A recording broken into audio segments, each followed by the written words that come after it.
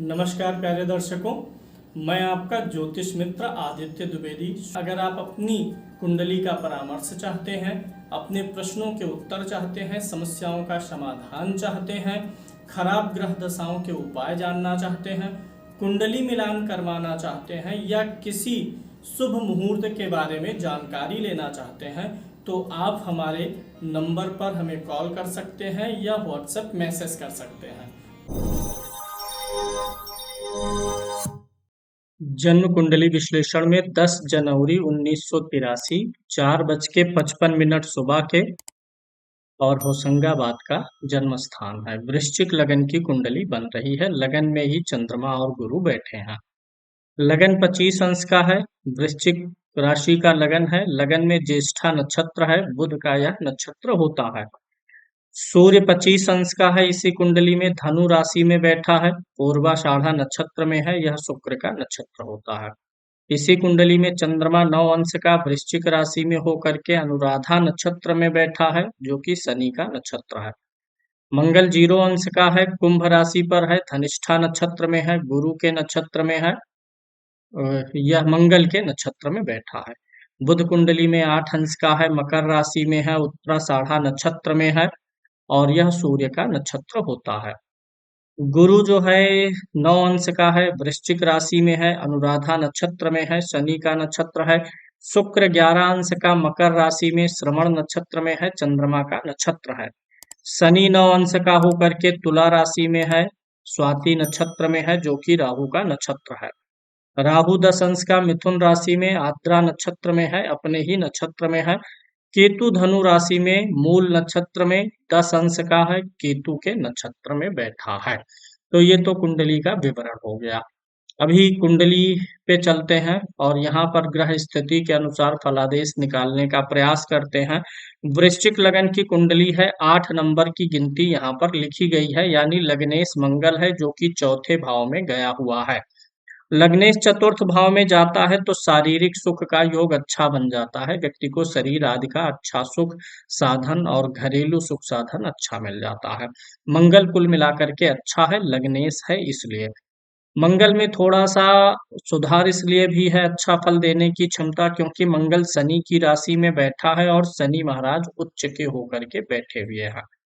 ये शनि जो उच्च का है, मंगल का राशि विस्थापक ग्रह है, तो मंगल को बल भी देगा। लगन की बात करते हैं। लगन में गुरु और चंद्रमा की युति है। अब इस कुंडली के अनुसार लगन क्या होता है? त्रिकोण स्थान होता है। गुरु और चंद्रमा दो के दोनों यहाँ पर क्या है? कारक ग्रह माने जाते हैं।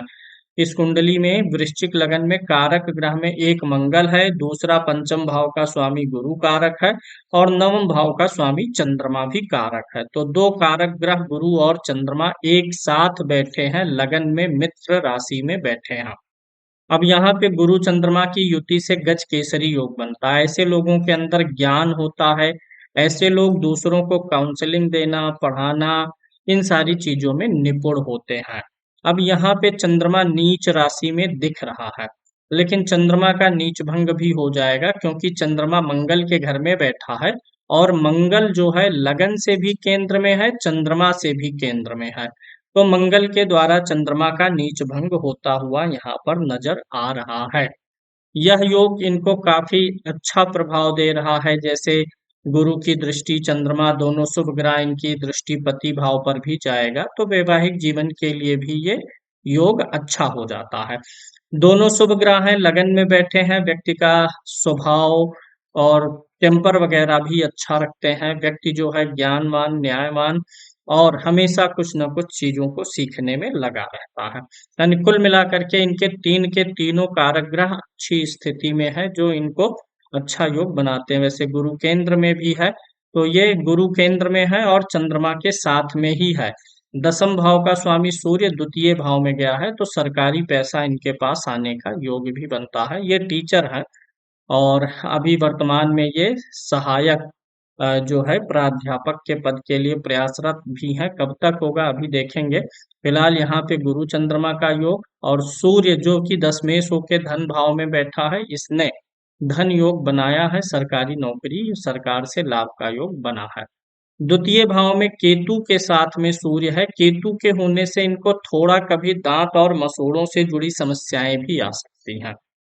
तो ये केतु समय समय पे थोड़ा दांत मसूड़ों को लेकर के तकलीफ देगा। सूर्य चूंकि मित्र के घर में बैठा हुआ है, लगन का मित्र भी है, तो यहाँ पे सूर्य के माध्यम से धन का योग भी बन रहा है, ठीक ठाक है। तृतीय भाव में दो दो शुभ ग्रह बुध और शुक्र बैठे हुए हैं। वैसे बुध और शुक्र की युति जो है लक्ष्मी नारायण योग होता है। ऐसे लोग बेवजह के खर्चे नहीं करते हैं। पैसा कहाँ खर्चा करना, कितना करना है, यानी मनी मैनेजमेंट ऐसे लोगों को आता है। साथ ही साथ तृतीय भाव में दो दो शुभ ग्रह होने से व्यक्ति को शारीरिक श्रम जीवन में नहीं करना पड़ता है। तो शरीर से मेहनत नहीं करना पड़ेगा, शरीर को सुख अच्छा खासा रहेगा। और जो इनसे रिश्ते में छोटे होंगे, चाहे भाई हो, बहन हो, या पति के भाई बहन हो, जो छोटे होंगे इनसे उम्र में, उनसे इनको काफी लाभ मिल सकता है। चतुर्थ भाव में मंगल बैठे हुए हैं, जो कि लगन के स्वामी हैं। मंगल भूमि पुत्र होता है। जमीन जायदाद का भी योग है, अपनी कमाई से जमीन या मकान बनाने का योग है। और जो चौथे का स्वामी शनि है, वह 12वें में गया हुआ है, यानी जन्म स्थान से या पैतृक निवास से अलग हट करके कहीं जमीन या मकान होने का भी योग बना हुआ है। अष्टम भाव में राहु महाराज बैठे हैं। पेट और गैस की समस्याएं देते हैं, और जीवन में कई बार स्किन से जुड़ी हुई समस्याएं भी देते हैं। राहु अष्टम में है तो कुछ न कुछ एलर्जिक प्रॉब्लम कभी कभी आ सकती है। दवा वगैरह बिना डॉक्टर के परामर्श के ना खाएं, क्योंकि ऐसे मामलों में कभी कभी दवाएं भी सूट नहीं करती हैं जब राहु अष्टम में होता है। वैसे बुध की राशि में है तो उतना कोई गड़बड़ नहीं है, और केंद्र का बृहस्पति भी राहु के दुष्प्रभाव को कम करेगा। लेकिन 8वें का राहु स्वास्थ्य से जुड़ी हल्की तकलीफें देता रहता है। पेट की समस्या, गैस की समस्या, स्किन प्रॉब्लम, ये सारी चीजें दे सकता है। शनि महाराज 12वें भाव में जाकर के उच्च के होके बैठे हैं, जो कि तृतीयेश और चतुर्थेश है। तो कभी कभी जीवन में दूर की यात्रा, और ऐसा शनि कभी कभी हवाई यात्राएं भी करवाता है। ये शनि उच्च का हो जाता है 12वें भाव में। इस शनि की तीसरी दृष्टि सूर्य के ऊपर है, और शनि की दृष्टि मेष राशि पर भी आ रही है, जो यह संकेत देता है कि आंखों पे चश्मा लग सकता है। आंखों से जुड़ी थोड़ी परेशानी, या कभी सिर का भारीपन रहना, माइग्रेन आदि हल्का देने की समस्याएं रह सकती हैं। अब इस कुंडली में काल सर्प दोष वगैरह तो नहीं बन रहा है, क्योंकि यहाँ केतु है, यहाँ पर राहु है, मंगल इधर 2 ग्रह है, इधर ग्रह है, लगातार 5 घर कुंडली के खाली नहीं है। इसलिए काल सर्प की भी समस्याएं बनने वाली नहीं है। अब अगर हम योग और दुर्योग की व्याख्या कर लें, तो लगन में 2 योग बने हैं। एक तो गुरु चंद्रमा का गज केसरी योग बना है, दूसरा 2 त्रिकोण के स्वामी एक साथ होकर के बैठे हैं, ये भी। तीसरा धन योग भी बना है, क्योंकि गुरु धन भाव का भी स्वामी है। दूसरा शुभ योग शुक्र और बुध से बना है, लक्ष्मी नारायण योग बना है, जो व्यक्ति को जीवन में आवश्यकताओं के हिसाब से जिंदगी चलाता है, ना कि तृष्णा के हिसाब से, यानी नीड पे जिंदगी चलेगी, ग्रीड पे नहीं, जो कि मनी मैनेजमेंट के लिए, धन के प्रबंधन के लिए अच्छा है।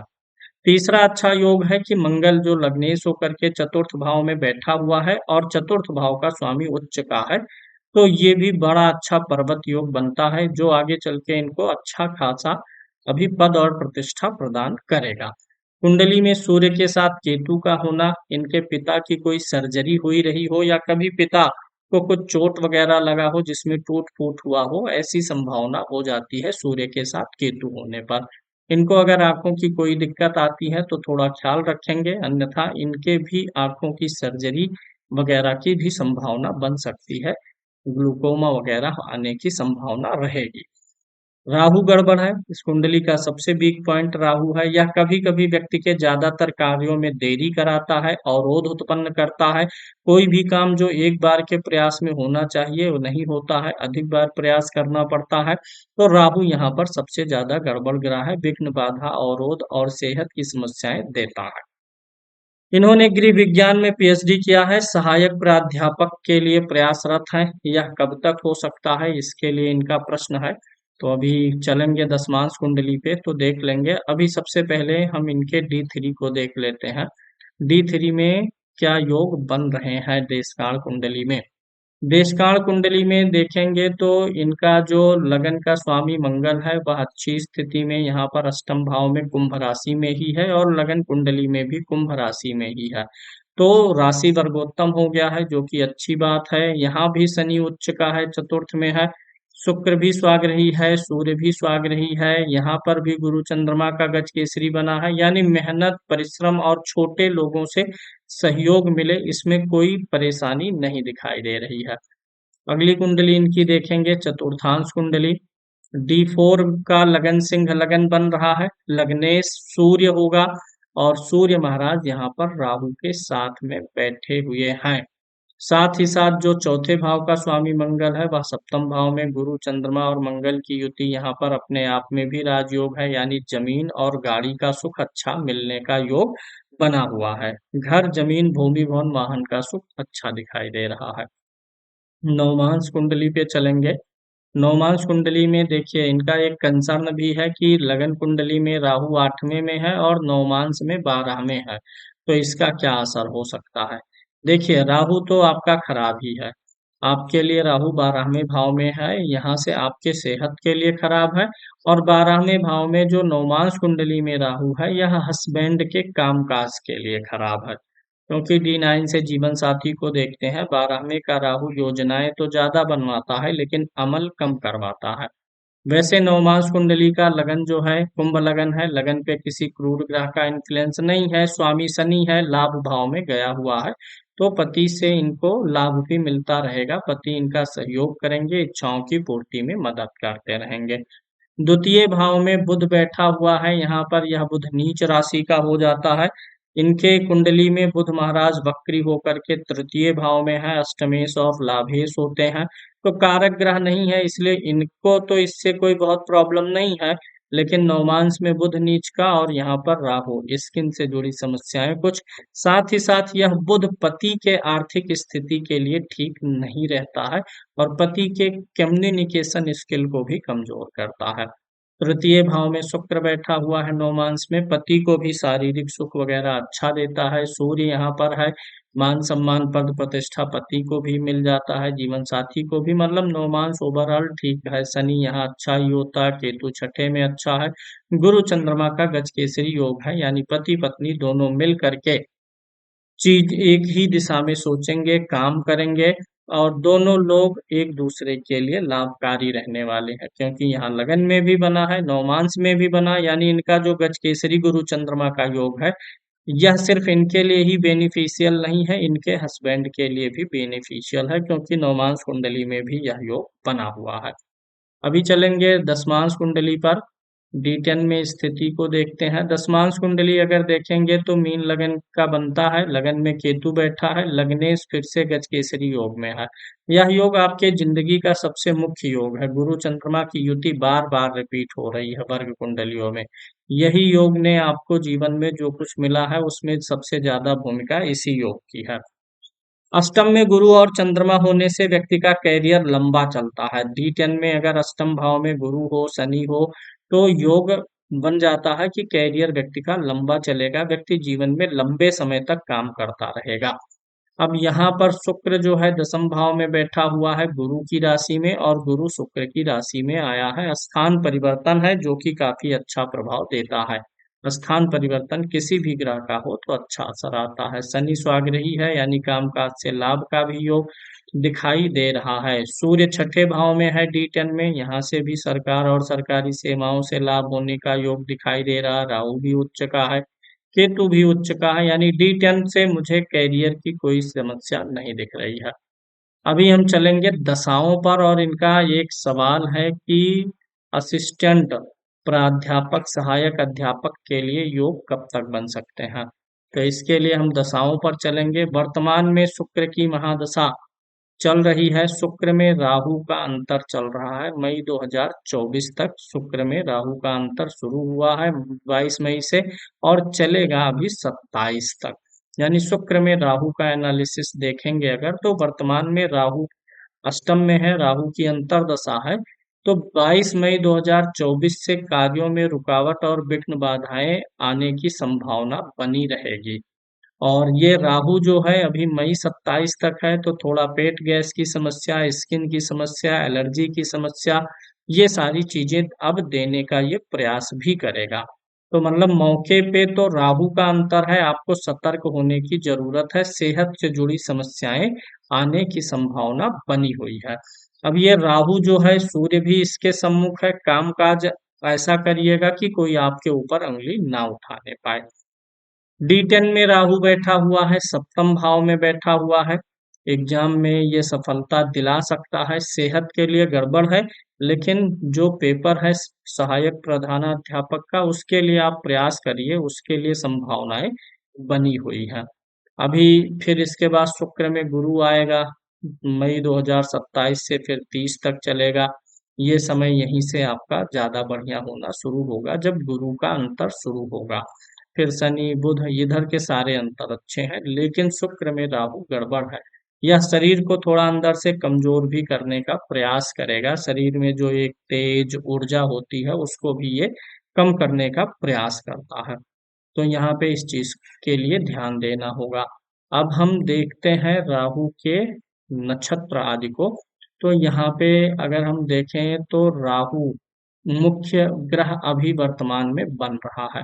राहु महाराज यहाँ पर अपने ही नक्षत्र में बैठे हैं, आप ध्यान से देखिएगा। राहु आद्रा नक्षत्र में है। आद्रा नक्षत्र क्या होता है? उग्र नक्षत्र होता है। तो राहु गलत भाव में भी बैठा है, गलत नक्षत्र में भी बैठा है, और लगन राशि दोनों का शत्रु भी है। तो यहाँ पे मैं आपको वार्न करना चाहूंगा कि आने वाले कुछ महीने वर्षों तक, मई 27 तक सेहत का विशेष ख्याल रखिएगा। सेहत के लिए परेशानियां आने की संभावना है। कोई भारी चीज वगैरह उठाने से बचिएगा, हार्निया वगैरह भी यहाँ पर रह करके दे सकता है, पेट पाइल्स की दिक्कत, गैस की दिक्कत। बाहर के खाने पीने में सावधानी रखिएगा, कई बार खाना पीना आपको नुकसान करेगा, जिससे पेट की खराबी होगी, परेशानी उत्पन्न होगी। और किसी भी लफड़े में मामले में ना फंसिएगा, क्योंकि अष्टम का राहु कभी कभी झूठे आक्षेप आरोप में भी उलझा देता है। तो कार्यस्थल पे थोड़ा ध्यान रखिएगा। राहु के लिए उपाय आपके लिए जरूरी हो गया है, चूंकि D10 में ये सप्तम भाव में है, बुध की राशि में है, तो प्रमोशन की संभावना बनी हुई है। काल सर्प दोष वगैरह आपकी कुंडली में नहीं है। स्वास्थ्य अभी खराब होने वाला है, राहु से जुड़ी समस्याएं आएंगी। धन वगैरह अच्छा है, भाग्योदय भी अच्छा है, भाग्य का स्वामी चंद्रमा है, लगन में ही आकर के बैठा हुआ है। और द्वितीय भाव में सूर्य बैठा हुआ है, जो कि दसम भाव का स्वामी है, और द्वितीय लगन में है। धन की स्थिति में परेशानी नहीं दिखाई दे रही है। ग्रोथ बहुत स्पीड अप हो जाएगी, तेज हो जाएगी मई 2027 के बाद में। चीजें आपके लिए काफी बेहतर होने वाली हैं। अगर वर्तमान समय का गोचर देखते हैं आपके लिए, तो वृश्चिक राशि है। शनि की कोई साढ़े साती आपके ऊपर चल नहीं रही है। शनि का गोचर चतुर्थ भाव में चल रहा है, मौके पे भूमि भवन वाहन या घर में कुछ न कुछ इम्प्रूवमेंट या डेकोरेशन, कुछ रेनोवेशन का काम होने का योग पिछले 1 साल से 1.5 साल से चल रहा है। जनवरी 2023 से चल रहा है, अभी भी 1 साल बना रहेगा। तो कुछ छोटी मोटी जो है घटनाएं घटित होंगी भूमि भवन वाहन से जुड़ी हुई। गुरु का गोचर अभी वृषभ राशि में आ गया है। अभी तक गुरु का गोचर खराब था, छठे भाव में था, लग्न राशि दोनों से, अब सातवें में आया है, तो एग्जाम में ये मदद करेंगे। राहु का गोचर वर्तमान में मीन राशि पे चल रहा है, और केतु का गोचर कन्या राशि पे चल रहा है। राहु केतु का गोचर आपके लिए अभी किसी भी प्रकार से समस्याएं नहीं उत्पन्न कर रहा है। महादशा शुक्र की चल रही है। शुक्र कुंडली में लाभ भाव के स्वामी, व्यय भाव के स्वामी है, और सप्तम भाव के स्वामी है। तृतीय भाव में ये बैठे हुए हैं, और शुक्र महाराज श्रवण नक्षत्र में चंद्रमा के नक्षत्र में है, यानी शुक्र की महादशा शुरू हो चुकी है। इसलिए भाग्योदय आपका हो चुका है, जो भी भाग्य था उतना उदय हो चुका है। भाग्योदय जिस स्तर का कुंडली में हो है आपके, उतना भाग्योदय आपको मिल चुका है अभी। अब यहाँ पे एक जो परेशानी थोड़ी सी है, देखिए सूर्य ज्यादा पीड़ित है आपका। सूर्य केतु के साथ है, सूर्य पे शनि की दृष्टि है। सूर्य पे शनि की दृष्टि कभी भी अच्छी नहीं मानी जाती है। जीवन में कोई भी चीज बिना स्ट्रगल कराए नहीं देती है। तो सूर्य और केतु के ग्रहण की आप शांति करा सकती हैं। साथ ही साथ राहु का तो परम आवश्यक है कराना। और अगर आपके पैरों में दर्द रहता हो, कमर के आसपास दर्द रहता हो, आंखों से जुड़ी, सिर से जुड़ी समस्याएं हैं, तो आप शनि के लिए भी शनि की वस्तुओं का दान किया करिएगा। स्टोन की अगर हम बात करें तो नवम भाव का स्वामी चंद्रमा है, भाग्य भाव का। मोती आपको पहनना चाहिए, इससे आपके भाग्य की वृद्धि होगी। दूसरा, गुरु के लिए स्टोन पुखराज पहन सकते हैं। गुरु और चंद्रमा का मोती और पुखराज पहनना है, क्योंकि ये दोनों, चंद्रमा जल तत्व है, गुरु चर्बी तत्व है। अगर आपको ऐसा लगे कि शरीर का वजन अधिक हो रहा है, तब गुरु का स्टोन ना पहनिएगा, सिर्फ चंद्रमा का स्टोन पहनिएगा। और मंगल के लिए सफेद मूंगा पहन सकते हैं, मंगल लग्नेश है। लाल मूंगा पहनने से चिड़चिड़ापन, परिवार में थोड़ा सा तनाव बढ़ेगा, लेकिन सफेद मूंगा पहनने से तनाव, चिड़चिड़ापन आदि नहीं बढ़ेगा और लग्न भी मजबूत हो जाएगा। राहु के लिए आप हमेशा कुछ न कुछ दान कर सकती हैं। राहु काले जीव जंतुओं का प्रतिनिधित्व करता है। काले जीव जंतुओं पर कभी हिंसा नहीं करिएगा। अब इसके अलावा आपकी अन्य कुंडलियों को अगर हम देखते हैं, तो यहाँ पे हम आपका सप्तमांश संतान के लिए विचार होता है, देख लेते हैं। सप्तमांश कुंडली का लगन का स्वामी शुक्र है। गुरु चंद्रमा का योग यहाँ भी दशम में है। आपके संतान का कैरियर बड़ा अच्छा होगा। ये यहाँ पे गुरु चंद्रमा जो दशम में बैठे हैं। और लग्नेश शुक्र महाराज है, जो कि 12वें भाव में नीच राशि में बैठे हैं। कभी कुछ संतान को लेकर के कोई चिंता भी बनी थी, केतु भी पंचम भाव में है, चाहे कोई मिसकैरेज ही हुआ रहा हो, कुछ ना कुछ संतान को लेकर के चिंता यहाँ पे बनती हुई दिखाई दे रही है। संतान आपकी जन्म स्थान से दूर रहने वाली होंगी। अब यहाँ पे आप शनि का स्टोन कभी नहीं पहनिएगा, केतु के लिए नहीं, बुध के लिए नहीं, शुक्र के लिए नहीं, क्योंकि ये आपके कारक ग्रह नहीं है। सबसे प्रबल मारक में आपका बुध आ जाता है और फिर उसके बाद शुक्र आ जाता है। ये दो ग्रह आपके मार्केश हैं। इनकी दशांतर दशा में आपको कुछ न कुछ शारीरिक तकलीफ भी रह सकती है। ओवरऑल कुंडली में पॉजिटिव चीजें काफी हैं, जैसे यह योग है, यह योग है। एक योग गड़बड़ है, सूर्य के साथ केतु है। तो यहाँ पे थोड़ी सी सूर्य के साथ केतु के ग्रहण दोष के कारण से पद और प्रतिष्ठा मिलने में देरी लग रही है। और कब तक हो सकता है, इस चीज को भी देखते हैं। तो इसके लिए हमें दशाओं पर जाना होगा। वर्तमान में शुक्र की महादशा में राहु का अंतर चल रहा है। यहाँ पे आप देख सकते हैं, शुक्र की महादशा है, राहु का अंतर है। राहु में राहु का प्रत्यंतर 3/11/2024 तक है। उसके बाद शनि का आएगा। अभी थोड़ा पद मिलने में टाइम लग सकता है, 2026 के आसपास में आपको पद मिल सकता है। और अगर आज की बात करें, तो अभी आज के डेट में अगर नवंबर 2024 तक सहायक प्रधानाध्यापक का पद मिल गया तो ठीक है, क्योंकि योग यहाँ तक है। अन्यथा फिर 2026 में ऐसे योग बनेंगे। राहु का उपाय करने से भी आपका जो व्यवधान है इस क्षेत्र में, वह दूर होगा और पद प्राप्ति की संभावना प्रबल होगी।